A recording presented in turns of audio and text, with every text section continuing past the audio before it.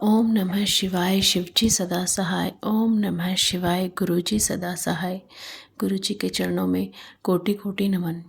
जय गुरुजी। संगत जी, कैसे हैं आप सभी? आशा करती हूँ गुरुजी की कृपा से सभी ठीक होंगे। संगत जी, आज आपके लिए प्रस्तुत है दिव्य आभा अध्याय 14, जिसका शीर्षक है नम आकाश पर प्रज्वलित सूर्य। इस जर्नी को शेयर करने वाले भक्त का नाम नहीं दिया गया है, इसलिए उन्हें एक भक्त के नाम से संबोधित किया गया है। जय गुरु जी। चलिए संगत जी, शुरू करते हैं आज का अध्याय। नम आकाश पर प्रज्वलित सूर्य। अपने गुरु की महानता का वर्णन करने की मुझ में सामर्थ्य नहीं है, क्योंकि मात्र शब्द उनकी अद्वितीय दिव्यता के लिए अपर्याप्त हैं। तथापि उनकी आज्ञा से आदर और प्रेम से भरे कुछ शब्दों में उन्होंने अपनी कृपा से हमें कैसे धन्य करा है, यह अनुभव आपके साथ बांट रही हूँ। जीवन के अस्तित्व का मार्ग मोक्ष प्राप्ति की कामना के समान है। जो अपने जीवन की बागडोर अपने गुरु को समर्पित कर देते हैं, उनके लिए यह सरल हो जाता है। वास्तव में हम मार्गदर्शक ना होकर केवल अनुयायी हैं। मेरा जन्म एक जट सिख परिवार में हुआ था। मेरे परिवार में आनंद, सुख, समृद्धि, शिक्षा और अनुशासन किसी का भी अभाव नहीं था। अपने बचपन से मैं अपने दादा से बहुत प्रभावित रही हूँ, जो सदा धर्म और ईश्वर में विश्वास रखते आए हैं।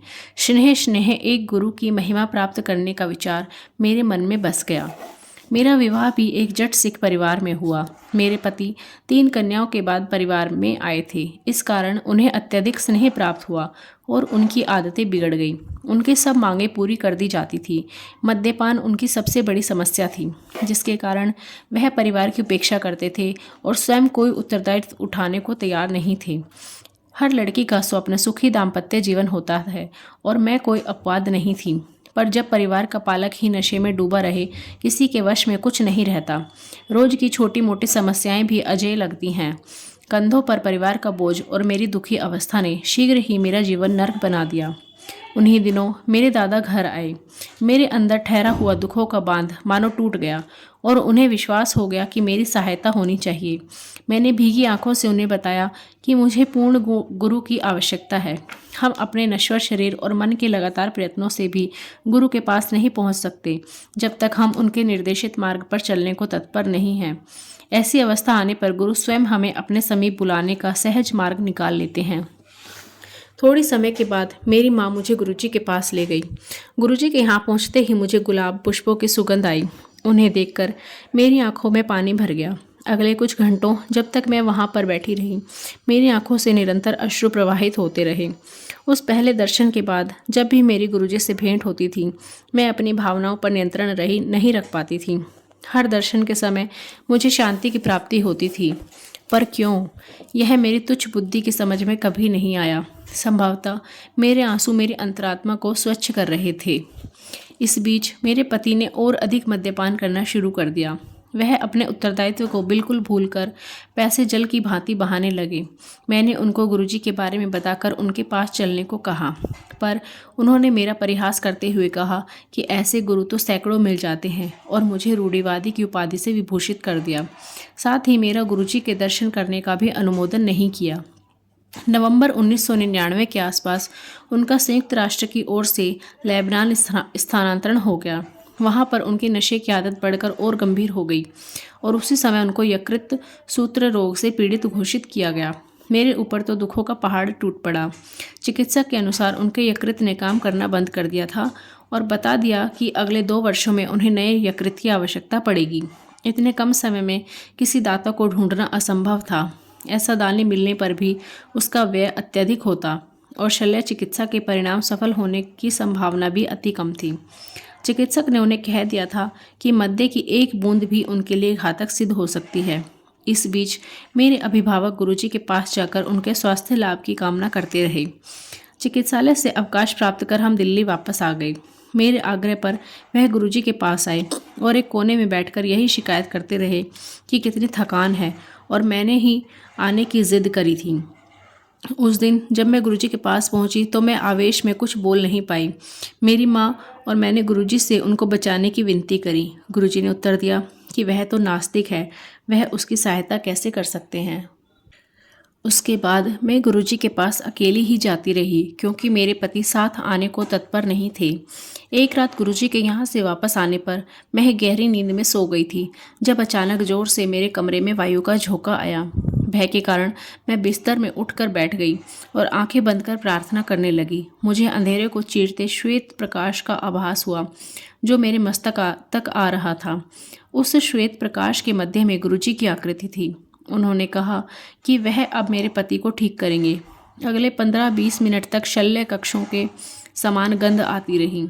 उसके बाद जब सब साफ हो गया तो गुरुजी ने कहा कि उन्होंने मेरे पति को स्वस्थ कर दिया है। उसके बाद मैं सो गई। उस दिन को बीते हुए 6 वर्ष बीत गए हैं, परंतु मेरे पति ने अपने नशे की आदत बनाए रखी है। मेरे परिवार वाले और मैं विस्मित हैं कि चिकित्सकों के कथन के विपरीत उनका स्वास्थ्य बना हुआ है और गुरुजी कैसे उनकी दिन रात देखभाल कर रहे हैं। मेरे पति भी गुरुजी द्वारा दिए गए जीवन दान के लिए उनके आभारी हैं। इस संसार के समस्त ग्रंथों के अनुसार मनुष्य के जन्म से पूर्व ही उसकी मृत्यु की तिथि का निर्धारण हो जाता है और कोई भी उसे एक श्वास अधिक या एक कम नहीं कर सकता है, किंतु उसके कर्मों को समाप्त करने का सामर्थ्य केवल सर्वोच्च सृजनकर्ता के पास है। एकमात्र गुरुजी ही ब्रह्मांड के संचालक हैं और वह सर्वश्रेष्ठ शक्ति हैं। उन्होंने मेरे जीवन की गाथा को पुनः लिखा है। मैं और मेरे परिवार वालों ने अनेक बार गुरुजी से सहायता की पुकार लगाई है और यह अनुभव किया है कि अचानक ही सब कुछ ठीक हो गया है, जैसे किसी ने कोई जादुई छड़ी घुमा दी हो। एक बार मुझे गुरुजी के पास अपनी आधा दर्जन से अधिक सहेलियों को ले जाने का संयोग प्राप्त हुआ। उनसे मैं गुरुजी के गुणों का वर्णन करती आई थी। अपनी संकीर्ण विचारधारा के अनुसार मैंने उनसे गुरुजी से कुछ नहीं मांगने का निवेदन किया था, यद्यपि यह मेरे आचरण के प्रतिकूल था। गुरुजी के चरण स्पर्श करते समय उन्होंने मेरे मन के भाव पढ़ते हुए बताया कि उन सब ने उनसे कुछ न कुछ विनती करी थी। उन्होंने सबकी मनोकामना पूर्ण कर दी थी। उनके पास से कोई भी खाली हाथ नहीं लौटता है। व्यापारी को समृद्धि, रोगी को स्वास्थ्य लाभ, विद्यार्थी को विद्या आदि। कुछ को उनके आशीष का आभास हो जाता है, शेष अनभिज्ञ रहते हैं। उनके स्नेह की कोई सीमा नहीं है। आस्तिक या नास्तिक सबको उनकी दया प्राप्त होती है। उनकी कोई मांग नहीं है, वह कोई आश्वासन नहीं लेते, पर उनकी दिव्य अभिभूति धीरे धीरे आपको परिवर्तित कर देती है। प्रतिदिन याचक अपने दुख लेकर उनके दर्शन के लिए आते हैं और उनकी कृपा उन पर मेघों से ढके हुए नम आकाश को चीरकर चमकते हुए सूर्य की भांति बरसती है। जय गुरुजी, शुक्राना गुरुजी, अनंतम अनंतम शुक्राना गुरुजी। तो संगत जी, कैसा लगा आज का अध्याय? अगर आपको पसंद आ रहा हो तो लाइक ज़रूर करें और अन्य संगत परिवार के साथ भी शेयर करें। कुछ भूल चूक हो गई हो तो उसके लिए क्षमा प्रार्थी हूँ संगत जी। संगत जी, अगर आप अपना सत्संग हमारे चैनल पर शेयर करना चाहते हैं तो उसके लिए डिस्क्रिप्शन बॉक्स में दिए गए व्हाट्सएप नंबर या ईमेल आईडी किसी पर भी आप अपना सत्संग रिकॉर्ड करके भेज सकते हैं। अंत में गुरुजी के मंत्र जाप के साथ सत्संग की समाप्ति करते हैं। चलिए आप भी करिए मेरे साथ। ओम नमः शिवाय, शिवजी सदा सहाय। ओम नमः शिवाय, गुरुजी सदा सहाय। ओम नमः शिवाय, शिवजी सदा सहाय। ओम नमः शिवाय, गुरुजी सदा सहाय।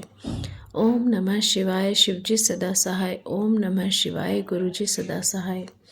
जय गुरुजी, शुक्राना गुरुजी, अनंतम शुक्राना मेरे मालिक। जय गुरुजी।